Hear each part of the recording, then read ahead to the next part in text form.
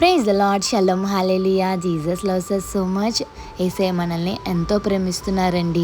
ఏ దిక్కు లేని మనల్ని ప్రేమించేది యేసయ్యే కదండి. యేసు ప్రభుకి మనం అంటే ఎంతో ఇష్టం. ఈ రుణాన్ని ఎప్పటికీ తీర్చలేం. దేవుని ప్రేమ శాశ్వతమైన ప్రేమ. యేసయ్య ఎంతో సిలువలో సహించి మరి ఆ భారమంతా యేసయ్య మోసి, కీర్తనలు 68:19 ఒక మాట ఉంటుంది, అనుదినము ఆయన మన భారాన్ని భరిస్తున్నారు. ఎందుకు మన భారాన్ని భరిస్తున్నారు అంటే మనం హ్యాపీగా ఉండాలని చెప్పి. యేసయ్య పుట్టుక కూడా చాలా తగ్గింపుతనం కదండి. యేసయ్యలో మనం నేర్చుకోవాల్సింది ఏంటి అంటే తగ్గింపుతనం. ఎంత ఉన్నా తగ్గించుకుని ఉండాలండి. అప్పుడే దేవుడు తగిన సమయంలో హెచ్చించడం జరుగుతుంది. యేసయ్య చాలా తగ్గింపుతో ఉన్నారు కదండి. పశువుల పాకలో జన్మించారు. అక్కడే చాలా క్లియర్గా అర్థమైపోతుంది ఎంత తగ్గించుకుని దీనత్వంతో యేసయ్య మరి పుట్టడం జరిగిందండి. ఒక భేదవాడిగా పుట్టారు కదండి యేసయ్య పశువుల పాకలో. ఆయన ఎంతో స్ట్రగుల్స్ తీసుకున్నారు మన లైఫ్ కోసం.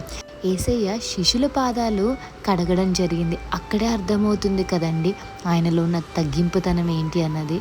మీరు కూడా ఒకరిని ఒకరు నాలాగే ప్రేమించాలి అన్నారు. ఎందుకు ఆ మాట చెప్పారంటే ఎప్పుడైతే మనం యేసయ్యలాగా లవ్ చేస్తామో, యేసయ్యలాగా సహిస్తామో, యేసయ్యలాగా తగ్గింపుతనంతో మనం ఉంటామో, అప్పుడు యేసయ్యని ఎలా అయితే ఇష్టపడుతున్నారో మనల్ని కూడా అలానే ఇష్టపడడం జరుగుతుందండి. మనం కమ్యూనల్ తీసుకుంటున్నప్పుడు ఒకరి పాదాలు ఒకరు కడిగి క్లాత్తో తుడిచి ఆ తర్వాత మరి యేసయ్య శరీరమైన రొట్టెను, రక్తమైన ద్రాక్షారసాన్ని మనం తీసుకుంటాం కదండి. మరి ఒకరి పాదాలు ఒకరు ఎందుకు కడగాలి అని యేసయ్య అక్కడ పెట్టుంటారండి. ఎందుకంటే నేను ఎలా అయితే ఒకరిని ప్రేమిస్తున్నానో మీరు కూడా ఒకరిని ఒకరు అలాగే ప్రేమించుకోవాలని. యేసయ్యలో ఉన్న తగ్గింపుతనం మనలో కూడా ఉండాలండి. ఆ యొక్క తగ్గింపుతనం మనలో ఉంటే మనం కూడా ఇతరులతో సహవాసం చేయగలం.